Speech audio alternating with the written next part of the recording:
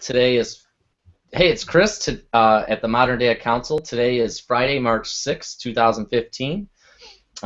Each Modern Day Council meets to discuss important issues around parenting, relationships, and everything else in the world of being a modern dad. We challenge stereotypes and invite conversations about how to show up big to our lives as men, as dads, as husbands, and partners.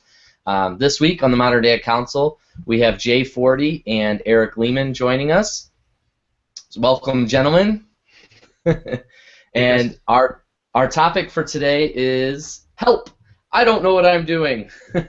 So what are there some issues that as a parent that you kind of came across or ran into that you're like just at a total loss, like I don't know what the heck I'm doing in this area, I need help, and then where is it that you turn to?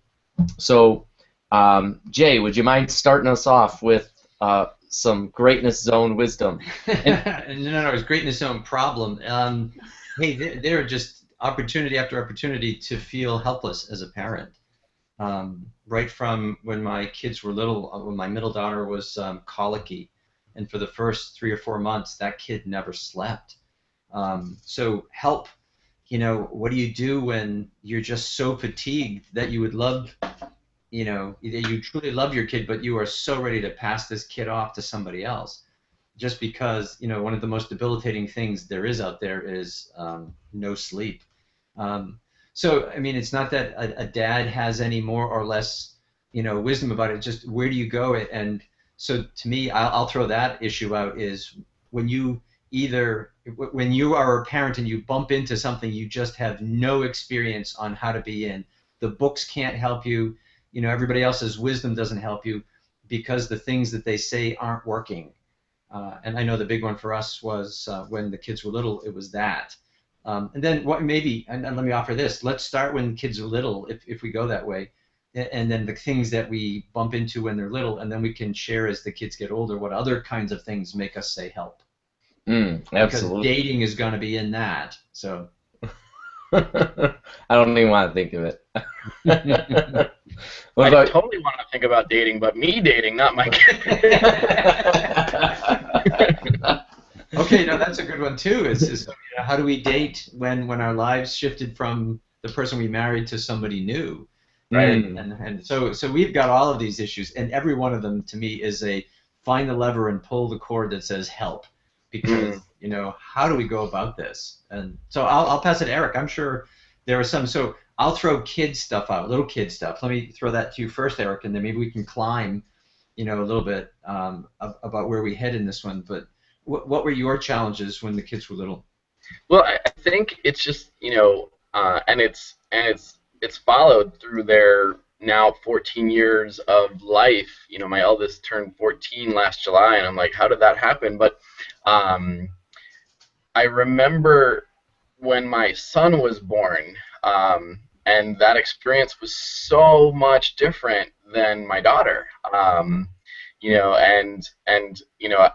The joke that we have with the kids is that like, you get to this beautiful selective forgetfulness or selective memory where you forgot how little sleep you got in order to get yourself ready and psyched up to have another child. And then, when my son came into the world, he cried like crazy, and we thought he was colicky.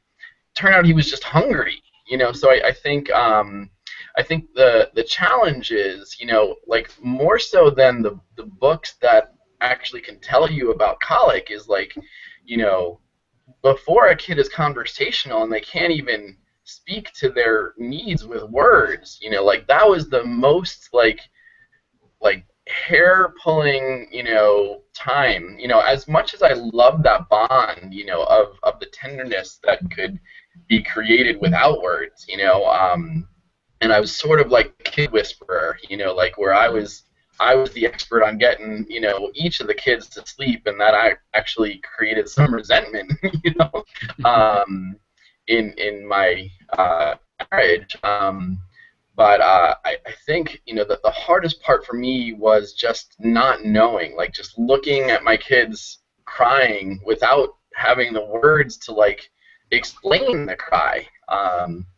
And I think that still to this day, like, you know, when people are just in a bad mood, or like, you know, they're besides themselves, or, you know, that's my most challenging moment, or moments as a human. Like, someone can actually speak to what's going on, whether they're not aware of it, or whether they just don't yet have words. You know, that's a big challenge. Yeah. Mm. Yeah, it's about interpreting what we see, and for some reason maybe there's this perception that dad should know. You know, that as the dad you should always make it right. And sometimes the conversation is, I don't have a clue either. And you know, who do we check with?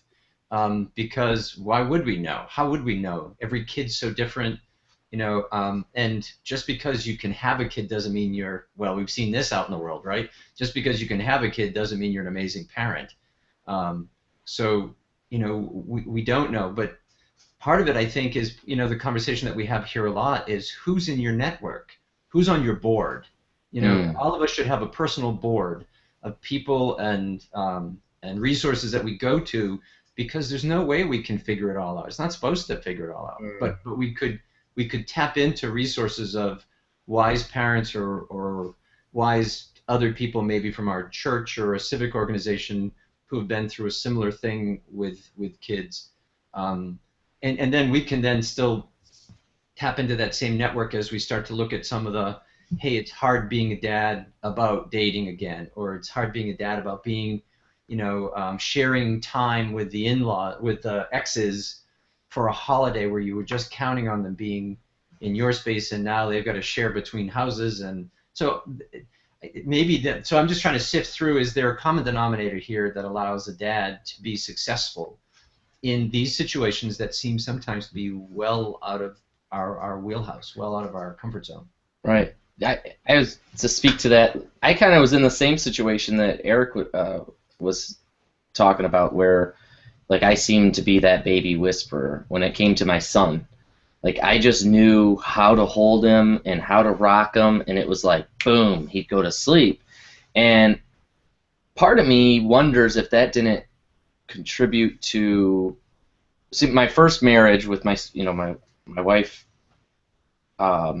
she went through some stuff, and I don't know, the divorce was kind of a weird, she cheated and did all this stuff, and I, you know, claims that I'm all this jerk and I'm all these bad things. But as I look at my role as the parent, one of the parents raising this baby, I was the baby whisperer. I was able to do all of these things that she couldn't do, and I wonder if that created some sort of animosity in her towards me for that ability.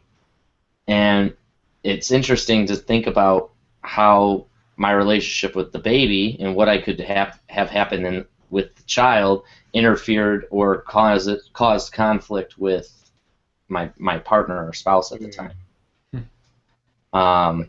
Because there was a time, like when we started going through our divorce, where she wasn't that interested in being a mother.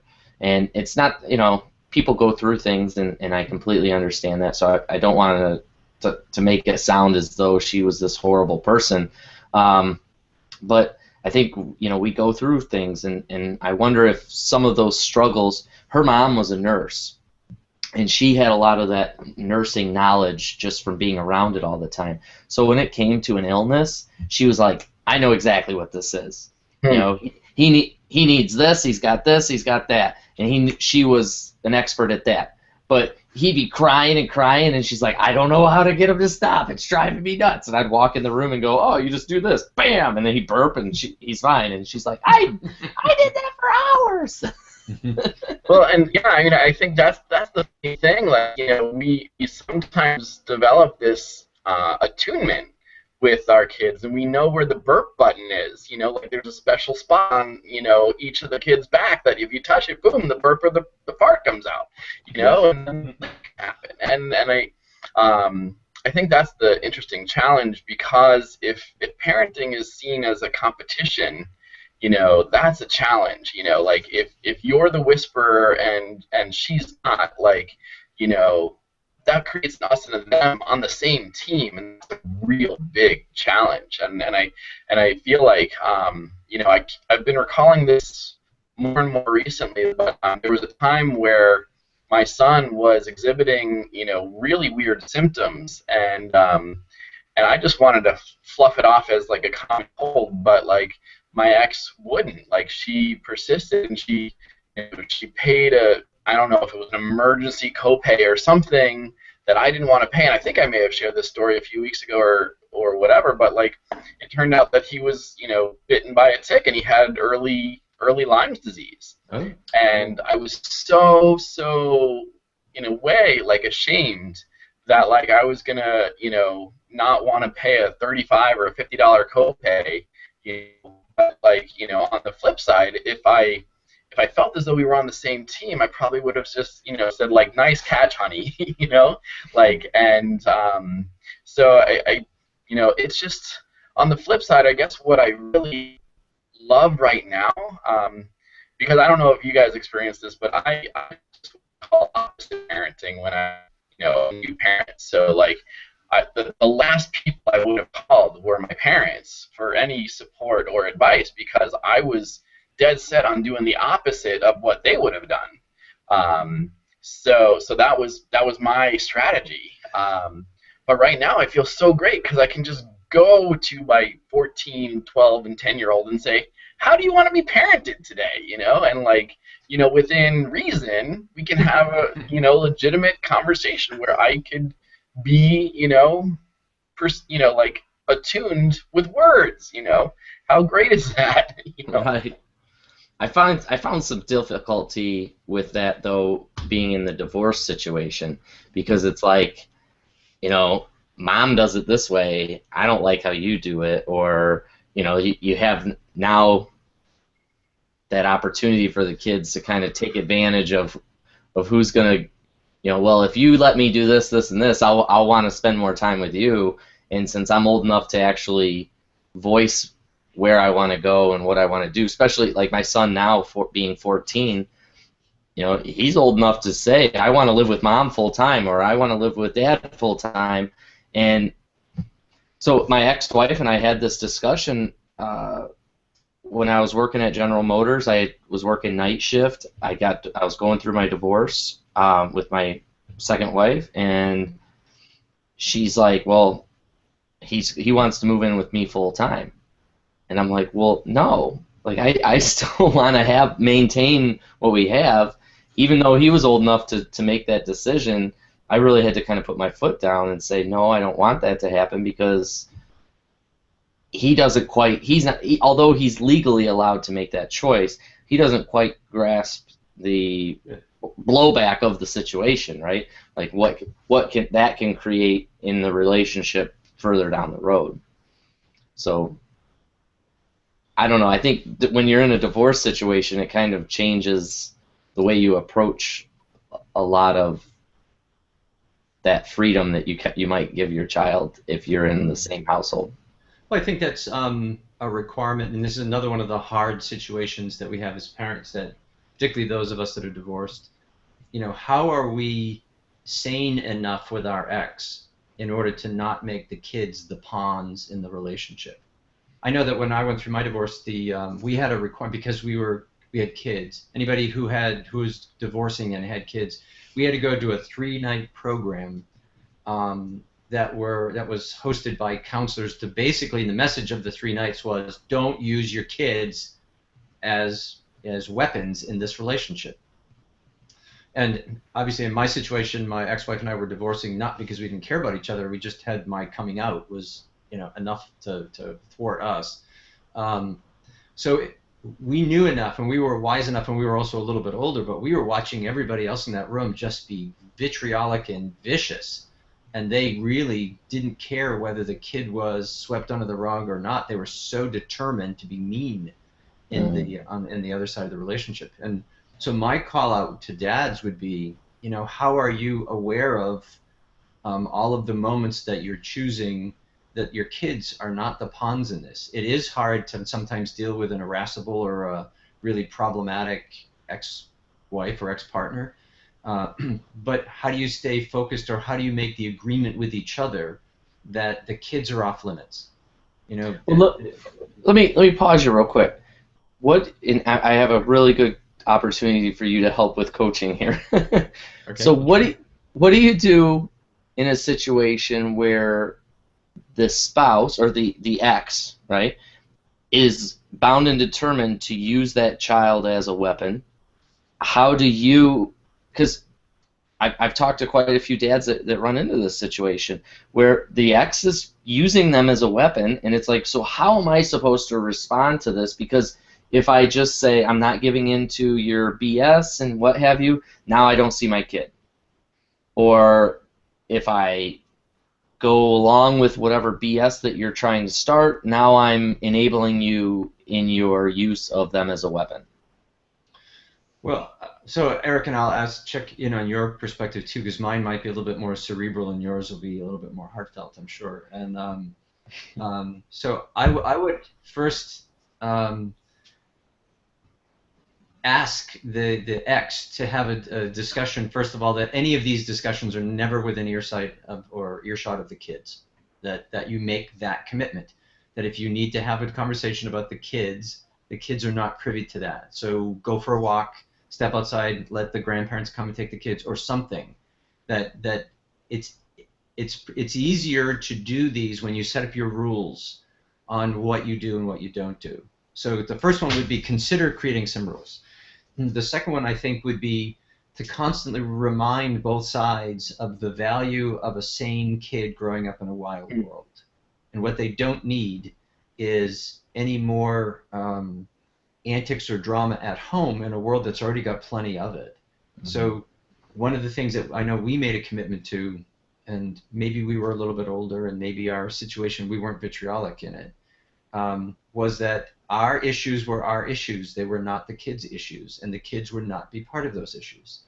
And how do you get both sides to do it? Well, ideally, you show the picture of the kid. That was what we recommended this to some of our friends who were in the middle of battle mode. We said, take out a picture of the kid when you think they're the cutest. Now look at that face. That face does not need to hear any of what you've got going on here.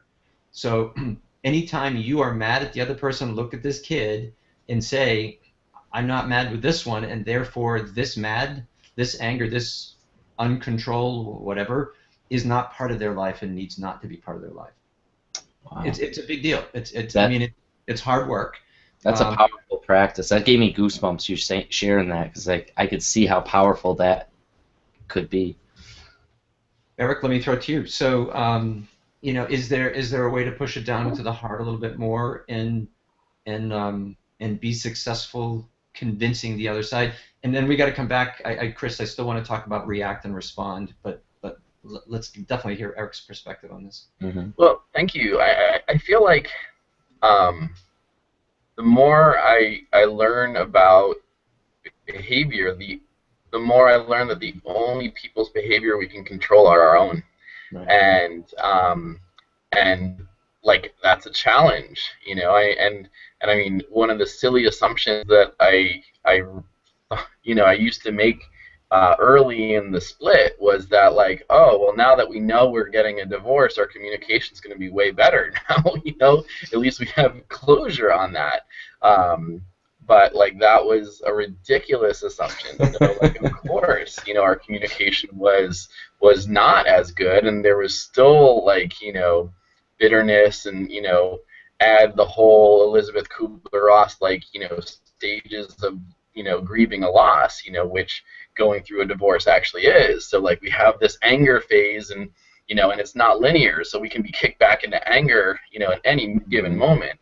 I think our commitment is to personally look at that picture of our kid as the cutest, and make sure that we on our end are not gonna retaliate when we feel triggered, and I feel like my Buddhist tradition, I was raised in a lot of different traditions, including Judaism, but like just getting like water, and having the faith that not retaliating is an okay strategy to just at least get rid of your own anger, and then realize that at some point, even if you lose custody, short in the short term, being like water and not retaliating and taking the high road as many times as possible and forgiving yourself as quickly as possible when you don't know how to take the high road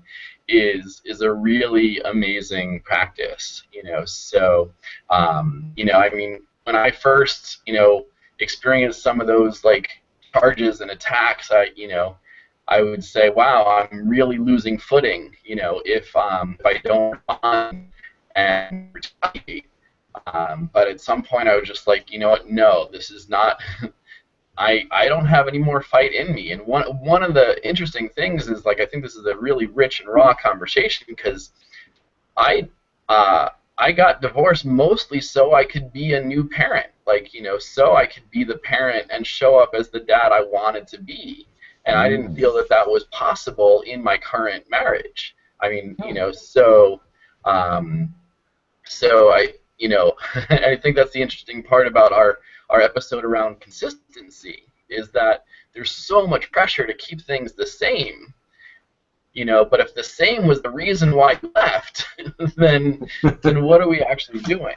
Right. So I've been rethinking consistency and kind of pushing those boundaries. But I think it's just important to know that we can't control anyone but ourselves, and unfortunately or fortunately, the kids will do that math on their own. So like they're gonna witness it and they're gonna see, mommy lose her stuff and daddy not. And they might other times see daddy lose his stuff and mommy not. And trying to control anyone is no longer my job. The only thing I can do is be the change I wish to see in the world. And thank God for Mahatma Gandhi for saying that, and for me to trying to listen to it, because that's it. Like, that's all I'm responsible for changing. No, I don't know where you are on it, Chris, but that's absolutely. It actually brings up the point of so I'm starting to write a book. I started this kind of series called The Oxygen Mask on the Kick-Ass Dad podcast, and I'm now trying to develop that or working on developing that into a book. I'm not trying. I'm actually in the process of doing it. So, but that's what the oxygen mask is all about. It's putting that mask on yourself, doing that self-work, so that when I show up to the world, whatever the situation is. I mean, obviously, what we're talking about here is parenting and coming into issues, saying, "Help! I need help." How can we show up to a situation that we need help if we're not honest with ourselves on where we are? Does that make sense? Like, if we don't know where we are to begin with, or we're not honest with ourselves, it's hard to take that next step. So it's so important to do that self-work and really truly knowing where we are and how we're showing up to situations, and being able to take that out into the world. And I really want to. I know Jay's got an amazing piece for react to respond, and it really ties in well with the oxygen mask, doing that self-work. And once you've created that space or done some mindfulness, you're able, in that space, really choose how you're going to show up and respond to situations as opposed to reacting to them. So I think I'm going to pass it over to you, Jay, to kind of go more in depth on the react to respond situations. Yeah, sorry I cut out there. I'm not sure what happened. Good. One of the big things we find as coaches is that most people abdicate on their power of choice. They give it away. And what they should do is realize that virtually everything in their life is their choice. Their response to it is their choice. So you may have a very nasty and vitriolic ex, or you may have a very gentle and kind ex. Both of them, in your determination on how you respond to them, is entirely your choice. You can let them get you, or you can realize that's who they. Oh, you're frozen, Jay. That's some key stuff there. Do I have you, Eric? Are you still there? Yeah, I'm still here. You know, I mean, and I guess I just, I can try to pick up from the thread, and then as soon as Jay comes back, let's let his voice shine through. I feel like I think that's the big challenge because the emotionality of folks, I mean, the last thing someone who is in rage or angry wants to hear, especially from their ex, is that you chose to have this emotion. Like, I mean, the last thing I can say, that people want to hear is, I can't make you angry. You make you angry. You chose to be angry based on whatever I mean, and in the heat of rage or anger, those words, like, you could be speaking a different language. Those words just don't. So, like, what you really need are the tools in advance for both people or all people involved to know that our responses are a choice. And I'm sure now that Jay's back, he can add more, to that thread. Yeah. Mm-hmm. Awesome. The thing, I'm not sure. Can you hear me, Chris? Sorry, Yep. I have no idea what's going on with the technology. Eric, my recommendation in the coaching is that you never share that statement. You choose that you're angry or bitchy or all that stuff. I simply realize that however you're showing up in this moment is your choice. I don't need to remind you of it. You seem to know it already. But I can totally choose how I handle it. And so the ability for me to see that this is what you do, it may in fact say, Eunice, the best thing I ever did was getting out of this relationship, but obviously. Oh, rose up again. Mm. Well, I'm gonna kind of chime in there because I want to make it clear that what we're talking about isn't just for those people going through a divorce or in a divorce situation. It's when you're showing up, and we're talking about at this point we're talking about responding as opposed to reacting. So with our topic being help, I don't know what I'm doing. It's about taking that moment to figure out what it is that you're struggling with, and saying, okay, how can I choose to respond in this moment where stuff isn't going the way that I think it should be going, or that I want it to be going, or I'd like to see things go this way, but because of other people choosing, making their choices, things aren't going that way. How can I respond to what's going on around me as opposed to reacting and showing up in this negative space, or even allowing that other person's negative reactions to affect me? And I think that's, for me, has been the biggest challenge as a dad going through a divorce, and just as a dad that's busy with the day-to-day life, and the kids aren't doing what I want them to do, and I'm frustrated. I got a bunch of stuff going on that I've got to get done. I don't have time to deal with this crap right now, you guys. I need you to get it together, right? It's like, okay, so how, in this moment where I'm flustered and things aren't going the way I want them to, as a single dad, or maybe I'm just not a single dad, but I'm at the house with the kids by myself, how can I show up to the situation and invite the kids to respond in a way that's more conducive to what I need at that moment? Does that make sense? Like, look, you guys, and so I have this conversation with my son. I'll find myself getting edgy, like there's that feeling in your chest, like I have some super anxiety going on. I got stuff, and everything you say and do is getting under my skin and really starting to piss me off. So I don't say, you're pissing me off. I say, I need a moment to collect myself and figure out where I'm at, because at that point I'm starting to react to whatever it is that is coming at me, and I need to clear my space and become centered. They say that in yoga, meditation, all that, you want to be centered and peaceful, right?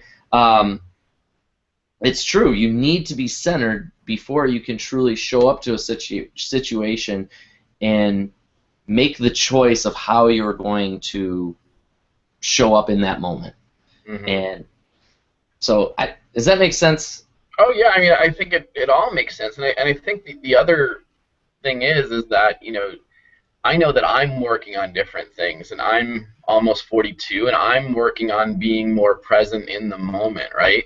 You know, so that's my journey, that's my inquiry right now. So, you know, I'm a very, you know, let's resolve this in this moment that we're in right now, because there's no other moment besides now, kind of place. So when I hear someone wanting to grab, you know, space, like that's not my current choice. Like my choice is to be in the moment, be really present with all the feelings that came up, know that nobody can make anyone feel any certain way, but then, you know, everyone owns their feelings, and you know that's an almost 42-year-old, you know, spiritual journey guy talking. You know, that's not a, you know, kid going through puberty, or a, you know, an ex-spouse who's not on that same path with you.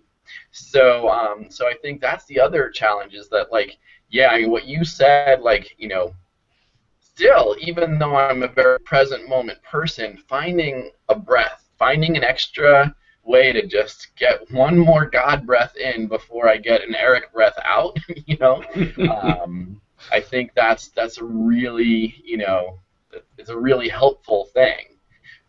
So and now that Jay's back, I don't want to miss the moment, just in case technology isn't our friend. Sorry, guys, I have no idea. You know what it is? I tried to install that toolbox, and I think it's doing something to my connection. No. Sorry. I should have That's done that. technology. It's okay.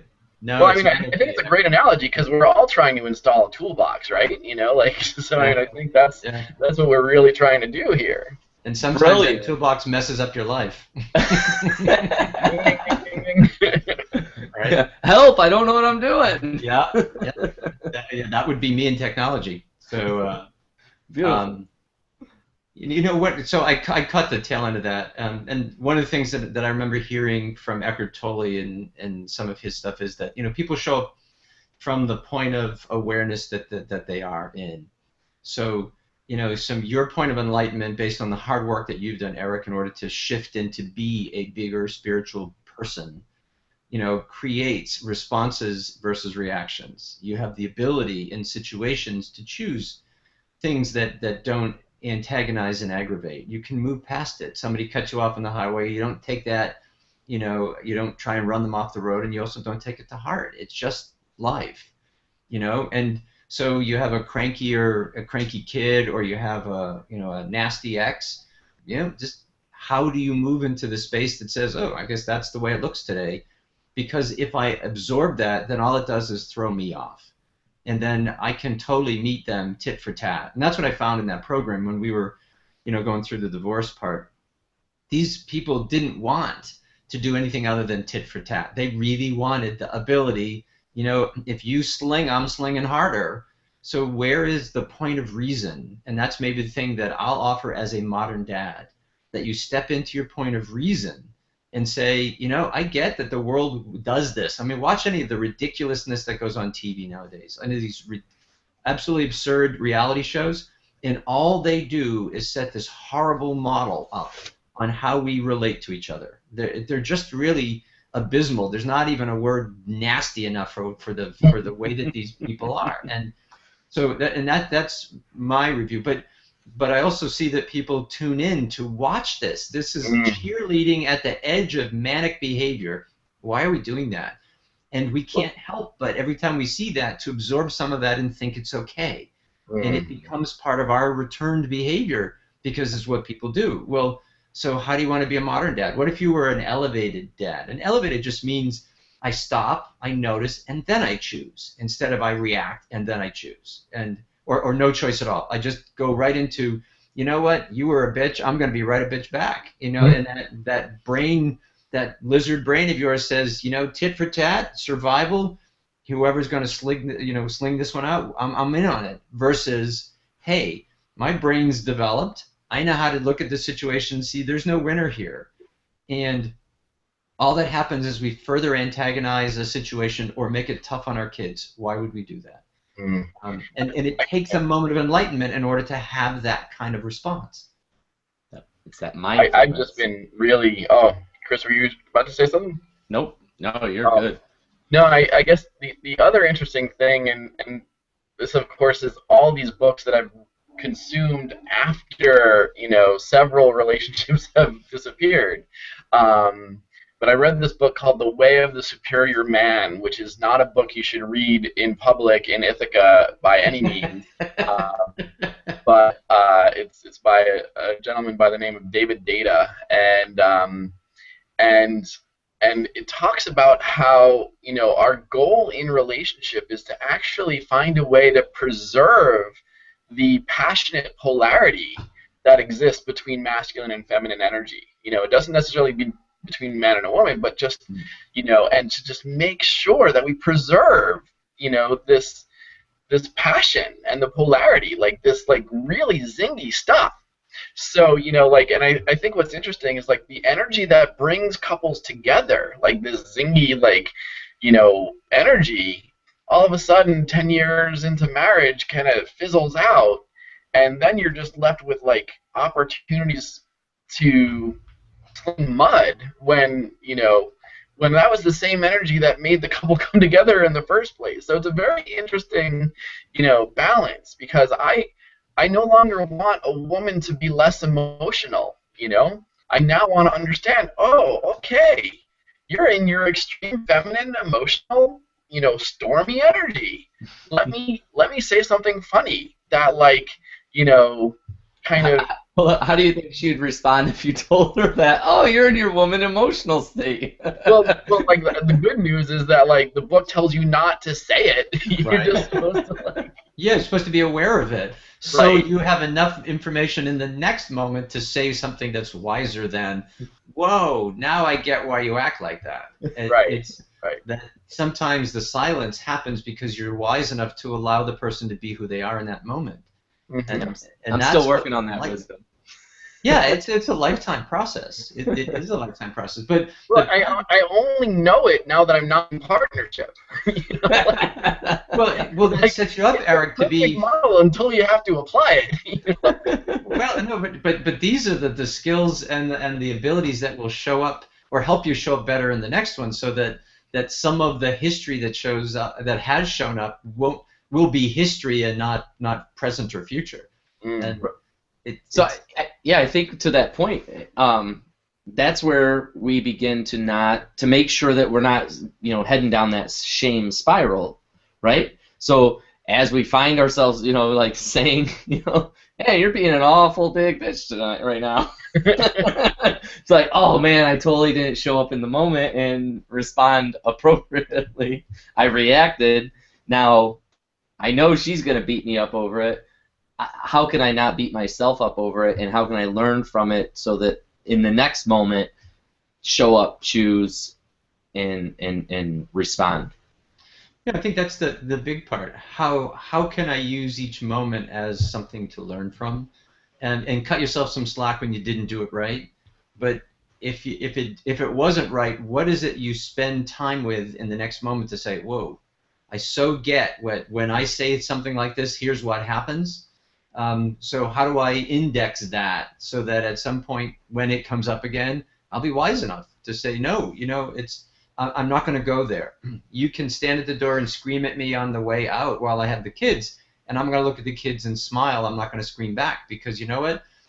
that issue that you and I have, we'll settle that when it's the two of us, but right now we have the kids here, and I'm not going to go in that space with them. That is an election. That is a choice. And what would it take for us to be in that space? Well, awareness that when we're not in that space, we're really not any better. We just meet people where they are and we battle it out. Nobody's better with that. Mm-hmm. What happens is you may feel good for a fraction of a second, then you realize now I have an even bigger thing to get over the next time I want to do or ask a favor or bring the kids back or something.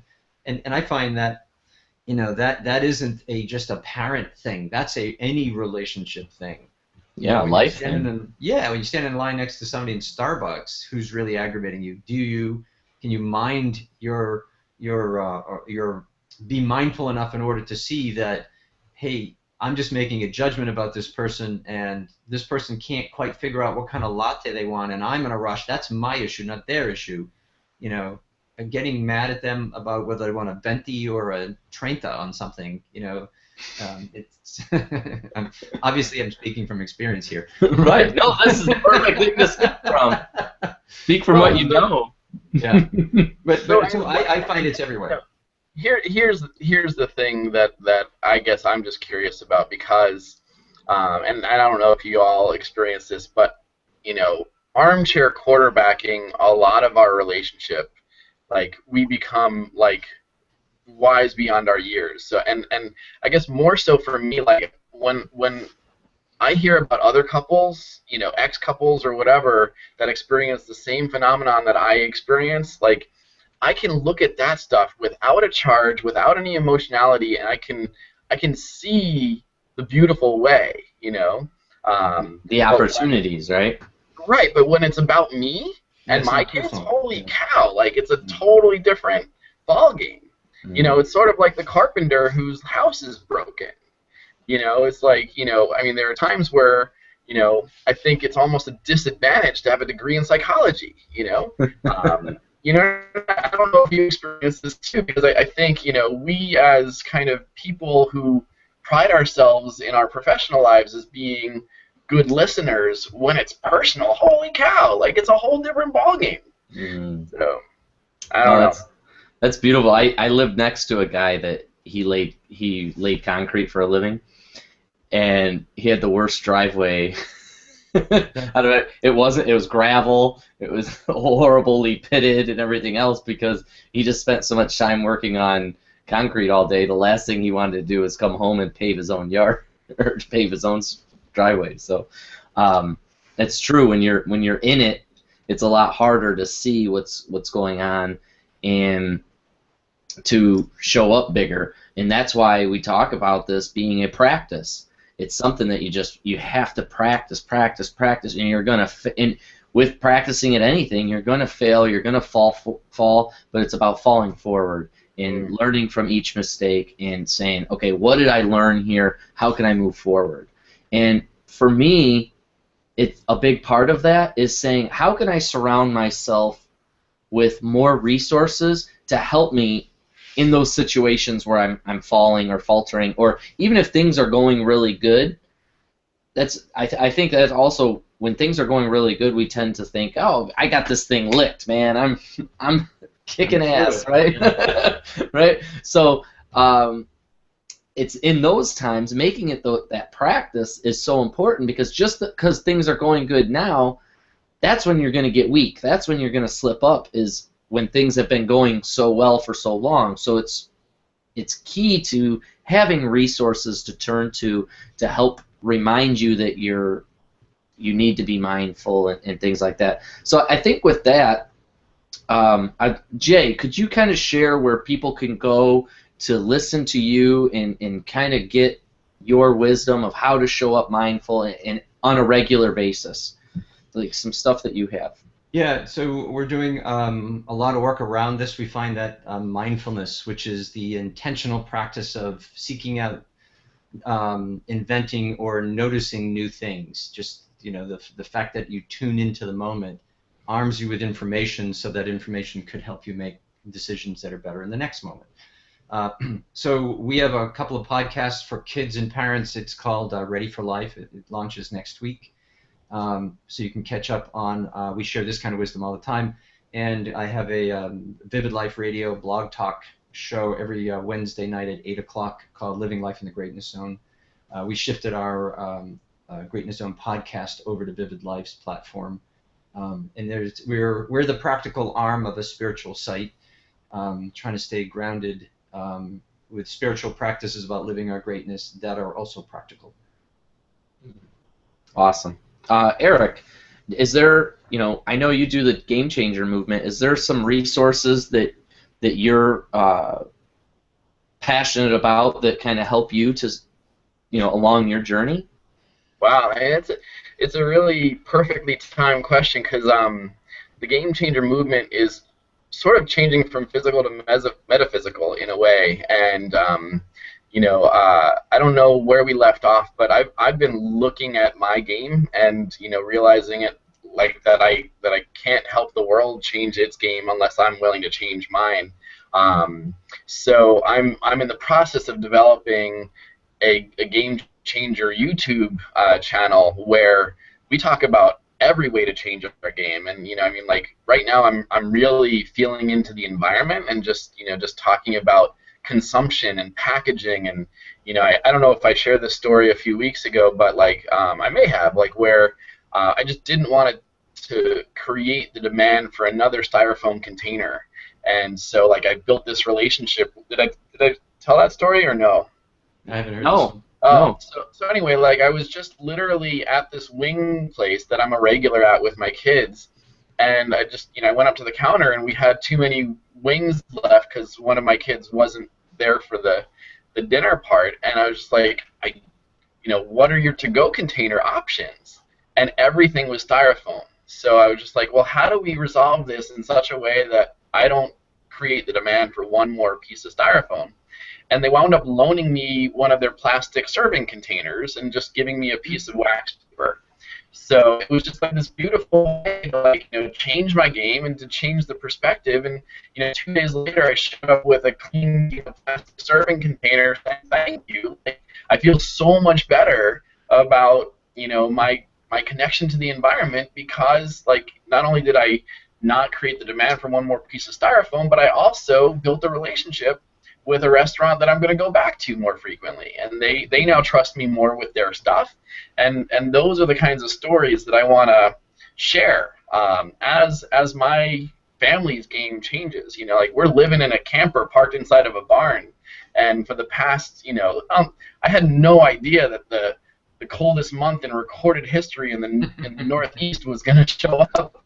I made this decision, in August.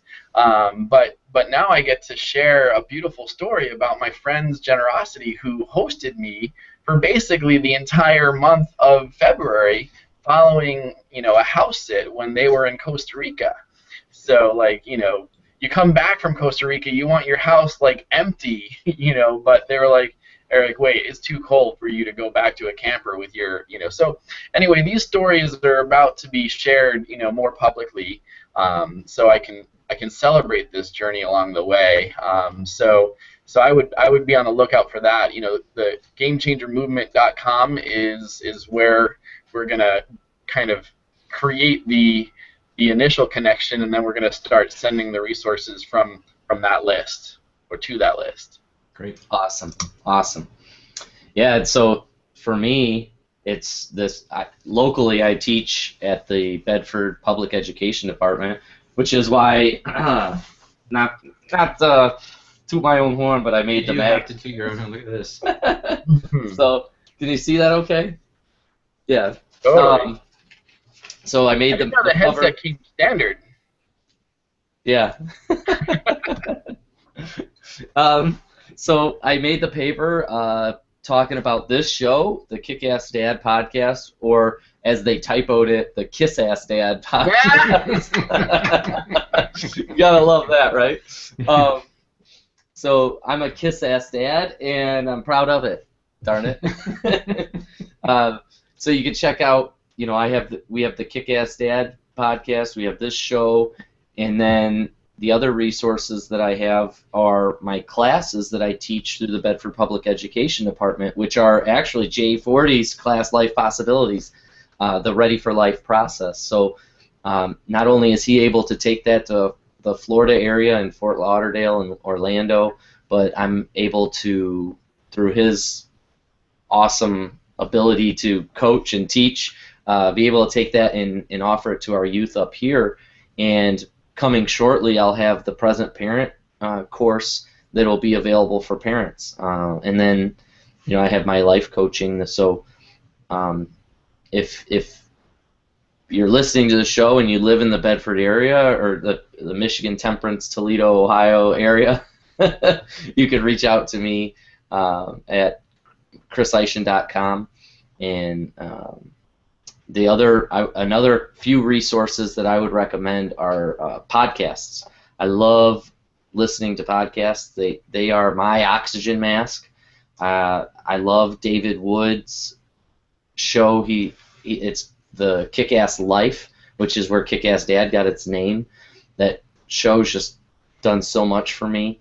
I also listen to a lot of entrepreneurial podcasts as well, because it seems to be that the new entrepreneur is understanding that you need to be centered before you approach what you're doing in the world, to make sure that you're the most effective version of you in the world. So a lot of entrepreneurial things, even though you might not be entrepreneurial, you might not want to run out and start your own business, that type of information tends to have a lot of that oxygen mask-like material within it. So how to do that self-work. Chris, can I add just a little bit to that? And we stumbled on this on the Greatness Zone side too, because the Greatness Zone is all about it creates a process to help you become more self and world aware. And so awareness is the starting point, and that's also the formula for entrepreneurial thinking. And one of the things that we're teaching at colleges is entrepreneurial thinking. Yes, there's also entrepreneurship. You want to start a business, here's what you need to do to start the business. But entrepreneurial thinking predates or presupposes. It's what you do first. And entrepreneurial thinking is something we all should do. We should be able at any point in time know ourselves well enough and then look at our world with a discerning eye to know where the opportunities are for us so that we can build our lives around what we do best. And I think that information coming from podcasts or the fact that we're in this world now that requires us to be more self-aware and world-aware creates the opportunity for us to be entrepreneurial in the way we look at the world. Can I offer two? Let me offer two podcasts that I listen to all the time that I really like. My favorite one that's filled in many of the holes for me over time has been Krista Tippett. She's the host. She has one called On Being. It used to be called Speaking of Faith, and it's not so much about faith as it is about ethics and beliefs and understanding the world and your place in it. It's really, really wise. And the other one is a very good friend of mine, Robin Stratton-Burkessel. She has one called The Positivity Strategist, and she's an appreciative inquiry expert. And she has wonderful, really brilliant guests, and they talk about how to bring the positive out in life, because it's the positive that feeds your soul, feeds your abilities to connect with other people, and your optimism creates a great roadmap for showing a big and happy life. So two very, very good ones I like that keep me listening all week long. Beautiful. I was just hoping to add that, like, I feel that early in any process is just knowing that you're not alone, and I feel like that's one of the great things that the Modern Dad Council really has taught me just by participating in it, is like, there are so many places where I was just like, am I the only one who screwed up like this? Like, oh no, good, like other people did the same kind of stuff, and I think if we take the shame out of it, as soon as you know you're not alone, like, so much of shame dissipates, and I feel like that's one of the best services that we, as a collective can offer.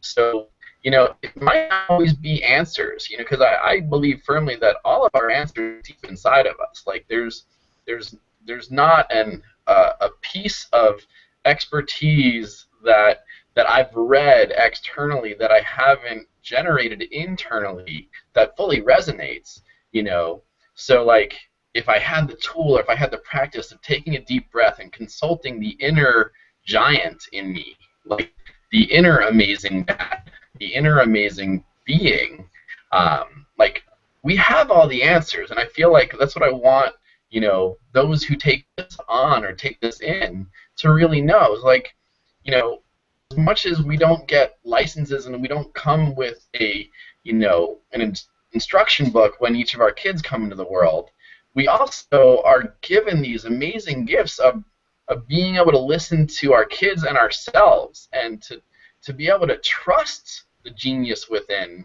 I think is probably we probably need some tools to even get there, because I think, for so many of us, we've been, ordered to listen as soon as we could talk, and I think that's a challenge. Have you taken Jay's Life Possibilities course? It sure sounds like it. There's a lot of language there. Comes from similar places. Yeah, Eric's connected to a bigger source. Yeah, that was beautiful. I'm glad you think so, because I have no idea what I said. Listen to the recording; you'll be impressed. You just open your mouth and it just channels through you. Right? Right? Sometimes I'm like, I don't know what the hell I just said either, but it probably didn't make any sense. So, but I really want to thank you, Jay and Eric, for coming on today and sharing with our dads today's help. I need help. Or not just dads listening. So you moms or just people out there looking for something new and fresh to listen to show up to life in a different thought process, right? Creating that different space. Next week we will have Thomas Pfeiffer will not be with us again next week, but we should have Tommy Maloney back with us. So look forward to that. And thank you, gentlemen, and we'll see you next week. Mm-hmm. Thank you so much. Bye, guys. Bye.